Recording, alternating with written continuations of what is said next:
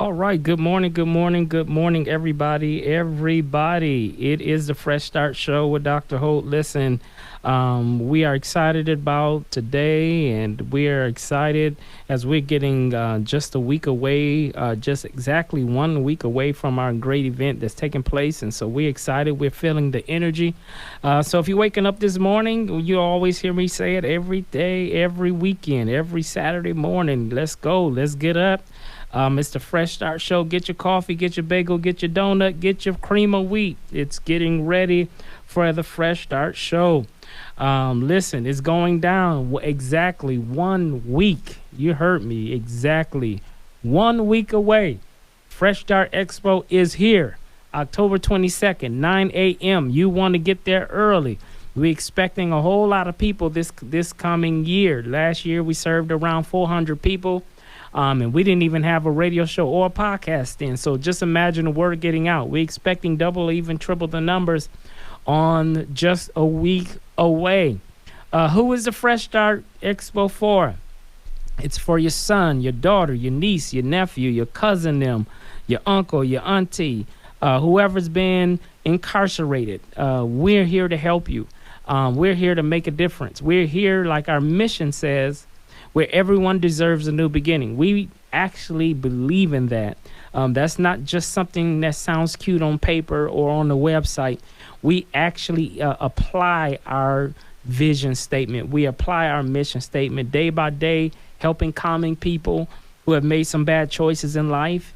We don't believe that they should be stuck with almost with a life sentence because they have a felony on their name, that they can't get housing, they can't get jobs. And so that's what we're here for. We're here to give people a fresh start, not a second chance.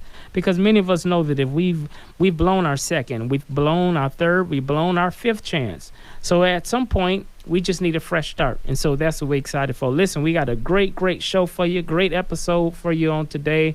I have my good friend here that's been working with me with Fresh Start. She's been involved since last year. She's worked on the Fresh Start Expo steering committee. She's been an integral part, make sure that we have the resources that we need to help you and help our community. And so we're excited to have Jennifer Eckstrom. You heard me, the Jennifer Eckstrom, the one who was the former mayor of South Tucson at the age of 18. Can you imagine just graduating high school and have the responsibility of a city's budget? Can you imagine that? I can't even fathom that in my head. Making sure that funding for first responders, police and fire, and dealing with city council meetings at 18. I know people in their 40s and 50s sometimes pull their hair out dealing with the stress of running a city. I'm so amazed at that. I mean, like you don't even know what you really want to do at 18. You know you got a cap and gown. You know you have a high school diploma. You don't even know what college you want to go to at this point, let alone a major. And this lady was running a city. This is just amazing, and I'm just impressed. But you guys got to get to know Jennifer. Jennifer is a classy woman that is hardworking, who's straight up grassroots. I'm not bringing no fake people on my show. If they on the show, they got credibility, they have integrity, and they have proven results of just really looking out for members of the community who are struggling with social economical challenges or communities of color.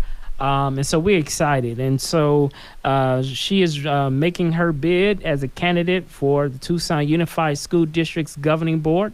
And I'm telling you right now, Jennifer, someone you will want to have on the board that's going to care about your kids and care about families, care about poor communities and students of color. This show is straight up. We don't cut any corners. We're not scared of anybody. We talk about the real issues. We speak truth. You hear me say it all the time. If we don't keep kids behind books, we're going to have to worry about them being behind bars. And that is a fact. Arizona is also a prison state, a private prison state, and they don't mind building bars for our kids. And so We want to make sure that we have the right policymakers on our boards who are strongly advocating for our children and children of color. It's no secret, you hear me say it all over, I'm going to say it today, that it is true that black and brown kids are suspended and arrested 3 to 6 times more than their white counterparts. And so we want to make sure that we have people advocating for our students of color, making sure that there's equity in pedagogy and in education, and making sure that we have school discipline that is equitable and equal for all kids. All these things matter. I know sometimes we don't think about these things until the problems knock on our door, but we need to have proactive strategies and policies for our kids. And so I'm not going to take too much of her time because I want her to be talking about why she's running and the benefits that we would get from her being on the board and her experience previously as being a former mayor of a city. We're just excited to have Jennifer with us, and thank you for being with us. Thank you, Dr. Holt. It's a pleasure to be here today. Well, one of the reasons why I decided to run for TUSD School Board, honestly, was during COVID. We saw how school boards were attacked for trying to do the right thing to keep our kids safe, and really having to go to a remote learning. We saw a lot of inequities in our community, and we really need to bridge those gaps. So we had kids who didn't have access to internet, who are actually doing their homework in parking lots of libraries and restaurants. And that's something that we shouldn't have to deal with and we shouldn't have to face as a community. Kids didn't have access to computers and laptops. And while TUSD did the best that they could with the short time that they had, we realized those inequities and those need to be fixed right away. So that's really why I decided to run for school board. And I'm a mom of a second grader, and I feel that we really need parents' vision on the school board to see how we can move TUSD forward. Awesome. I'm excited for your campaign. I'm excited for the opportunity, if you're voted in, the great things I think you're going to do for our school board. So tell us about your experience. You heard me talk about 18 years old as a former mayor. What was it like? What did it take for you? What did a campaign look like for an 18-year-old? That's really thought-provoking. And where that passion come from? So my brother and I were raised by our parents to be the best we could be for our community, and that was South Tucson. I was born and raised in South Tucson. I grew up there. My dad and mom, were always in the community doing things for others. So at a really young age, we were participating in different things such as, Christmas presents, giving food to the elderly. It's just something that we grew up doing. So at 18, there was a council member who was stepping down and not going to run for election. So one day around the dinner table, I just said, well, what if I did this? And that's all really my dad needed to hear to get the ball rolling, because, up until then, I liked politics and I loved government and history. But I never really thought about going to politics. And from there, that set a whirlwind of things happening. So, it was a lot. At 18, I had just graduated. So I was probably 6 months into going to the university. And it really just set off a whole lot of things going on. I wasn't mayor at 18. I took it took some time for me to be mayor. The last 5 years of my public service to South Tucson, I was the mayor. But at 18 still, you had people coming out of the woodwork who knew you and didn't know you, who said, she should not be there. She does not have the experience. Yeah. She's only 18. Yeah. What is she doing? Yeah. And that's hard for an 18-year-old, because you had people that you've loved your whole life, that you thought were family friends, who've turned against you. My mom at the time, she's like, Mija, you're only 18. You need to live your life. You need to make sure that you're doing things 18-year-olds should be doing. So I really took that to heart. And I did have, a life. I lost some boyfriends along the way, but they weren't really meant to be. It's hard to let your partner shine and to have somebody that is really there for you to let them shine. So at a young age, I learned who was important in your life and who wasn't. So a lot of things happened, but I got my seat, and I was lucky enough to run with people who I had known my whole life. Wow. And they really embraced me and wanted me to be a part of the council. So that was important to me too. Wow, wow, wow. Well, this is just amazing. See, it's getting good. It's getting good. So we're excited to have Miss Jennifer Eckstrom on the show. Real quick, we're going to take a commercial break for one of our sponsors with the League of Women Voters, and we'll be right back with Jennifer Eckstrom. Did you know there are 10 propositions on the November ballot? The League of Women Voters of Greater Tucson invites you to learn about all 10 initiatives, their effects, and pros and cons on October 15th at 10 a.m. by Zoom. The League of Women Voters encourages you to get informed about the ballot questions you will decide. October 15th at 10 a.m. Visit lwvtucson.org to register. That's lwvtucson.org. All right, all right. We are so thankful for our sponsor, the League of Women Voters, who took a chance on me and my vision of getting this show and podcast going. So again, thank you, Nancy, and your team with the League of Women Voters. We truly, truly appreciate you. Without you and your support, and you believing in us, we would not be able to get the message out and speak truth to power and talk about the struggles of being incarcerated. So we're back with Jennifer Eckstrom. Wow, the powerful testimony talking about that. I think that is very important because it gives young people hope that they can remove the glass ceiling. Two, being a woman in this country removes the glass ceiling off, and then a woman of color as well. So there's many different factors why this is important. So talk about, were you able to bring inspiration to young people? And that was one of the most special things to me in my time and career as mayor and council member in South Tucson, is speaking to young kids and having them see at the age of 18, you could and do anything that you wanted to do. So those special times that I was able to talk to kids and really just be real with them, I would say, this is who I am, but I'm going to give you this chance to ask me anything you want, and I'm going to tell you the truth. And so I had questions like, have you ever been in a fight? Have you ever done this? Have you ever done drugs? And, yeah, I had been in a fight. No, I had never done drugs. And I think me being honest with them, it gave them the inspiration to be like, okay, here's somebody who's in this higher up position, but is willing to be real and is willing to work in the community. And that was the most special and important thing that I got done as a council member and as mayor. Wow. Since I met you, I've been impressed with you. And, I've always said, hey, you my sis, we going to do this. We got to get you into these spaces. And I mean that, and I always want to get you to the show and get your voice out, and I'm not, I do the best I can not to bring nonsense to the show, just straight up. Right.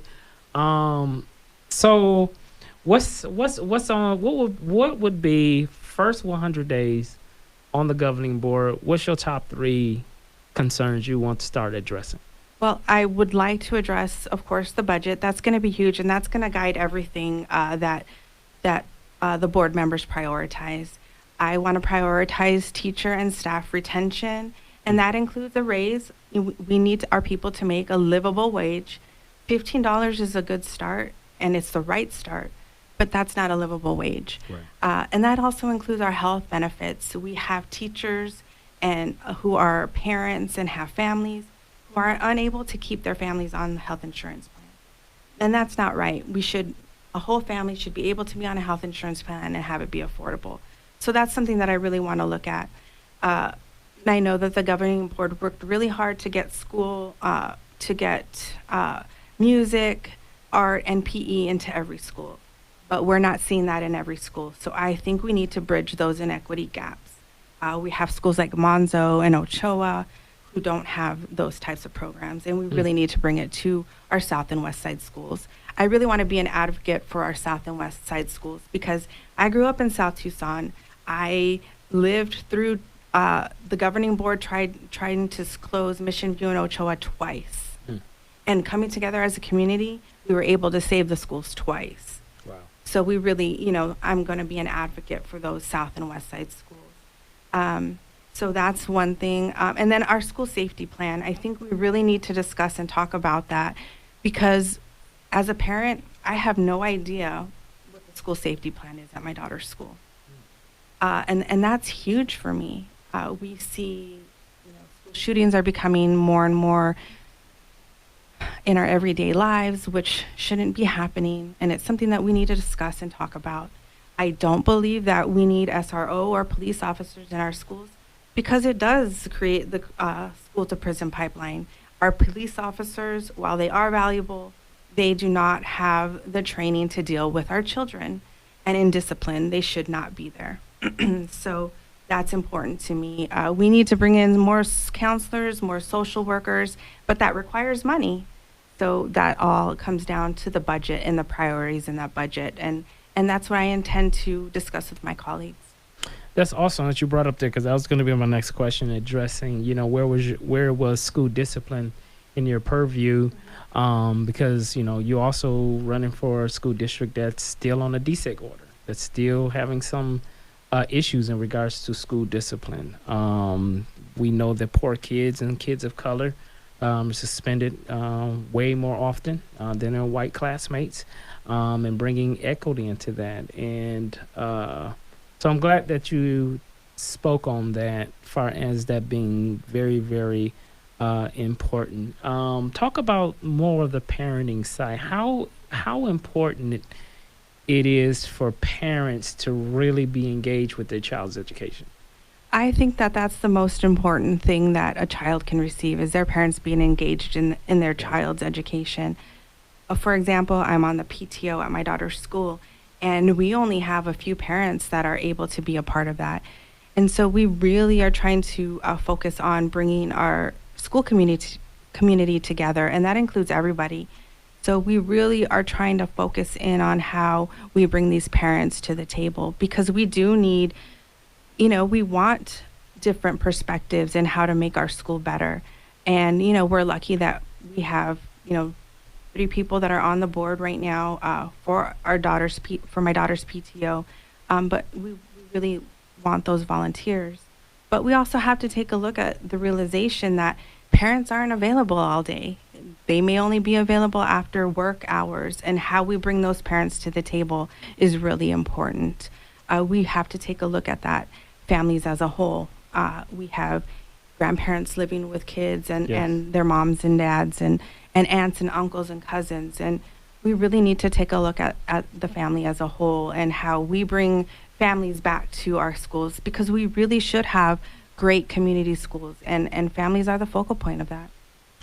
All right. I love it. And we spoke about, especially coming out of, coming out of COVID. And I think, on my professional side, as a doctor that deals with trauma and things of that nature, early childhood traumas, trauma and grief was off the chain, most definitely. During COVID, trying to become a post-COVID educational system. And that's been really tough for kids. And I find it amazing we always can find funding for law enforcement SROs, but there's still schools that don't even have one counselor. And that impacts kids' social emotional education and social emotional learning. So what are your thoughts on that in regards to being a board member, making sure that we can be addressing trauma and mental illnesses? I think that's hugely important. So I was able to work from home. I was one of the lucky parents that was able to do that along with my husband. And, you think that you're creating this safety bubble for your child, but all the while their poor little minds are filled with anxiety because they're unable to see their friends. They're unable to see their grandparents and, their extended family. And, we thought, hey, we're doing a pretty good job in keeping our daughter, learning that COVID is scary, but that we're all going to be okay. But come to find out that she had anxiety, and she has anxiety about us leaving her, about fire drills, and, just these simple little things. And if it wasn't for her teacher and counselor at her school, she probably would be scared all day, every day. So I'm really thankful and grateful for my daughter being able to have access to a counselor.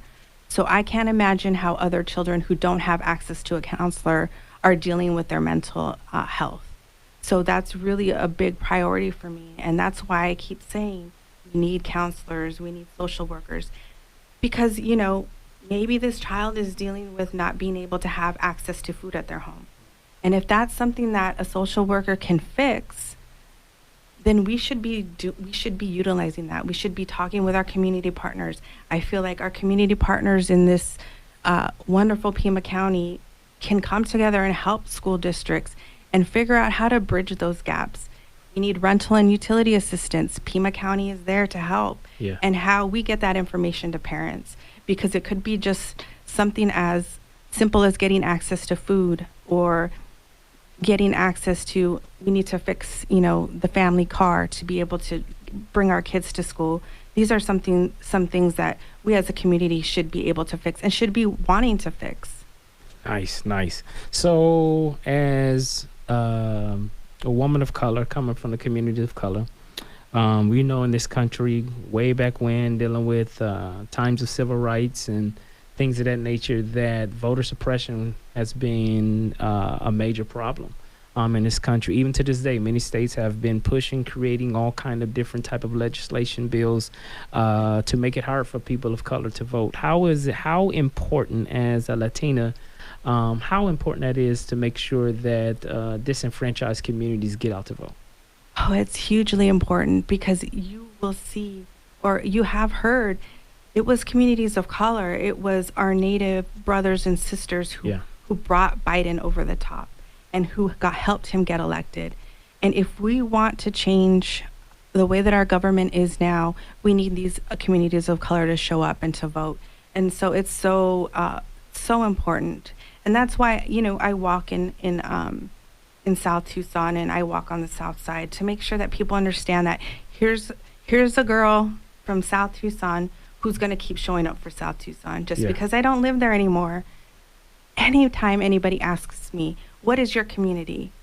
I go back to 8th Avenue, because that is my community, and that's where I was born and raised. That's where my mom and dad instilled in my brother and me,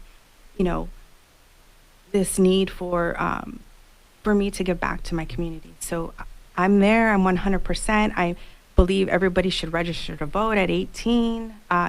You can register before you turn 18 that year of your birthday. So I really, really think that, I think our county recorder is doing a great job in promoting equity, and we just need to keep the focus there.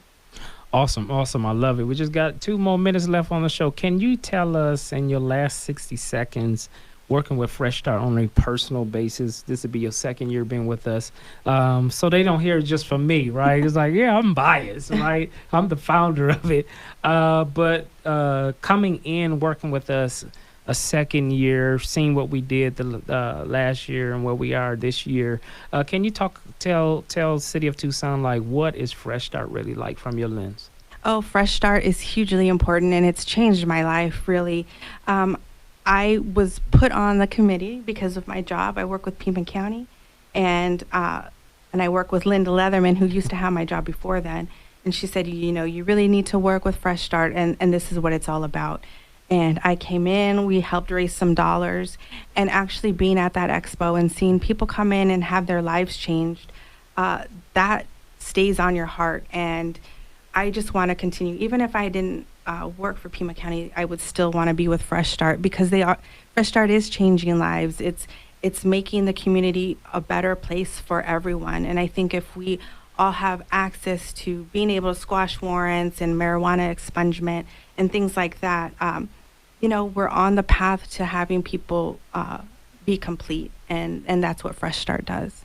Wow. Well, it is truly an honor to have the Honorable Jennifer Eckstrom being with us, former mayor, working for the county and faith-based initiatives, and now looking to run for school board and get on the board and make some great changes. We are so thankful and honored for you to take time out of your busy schedule. We most definitely are the Fresh Start family. You are part of the Fresh Start family, and we're still a baby. I'm scared what it's going to look like a few years from now. We're getting people ask for Fresh Start in Phoenix now. We got people ask for Fresh Start in Atlanta. Just someone talked to me. They said, well, what do you think about L.A. and Oakland? I'm like, oh, shoot. So we just excited. We just thank God. God has really gave us the vision to just help people that really needs the help, that have been looked over. So again, thank you, Ms. Eckstrom, for being with us on today. We're closing out. Make sure you check us out. TCC, October 22nd, 9 a.m. to 1 p.m. The Fresh Start Expo. We're here where we want to give everybody a fresh start. God bless. Have a wonderful Saturday morning.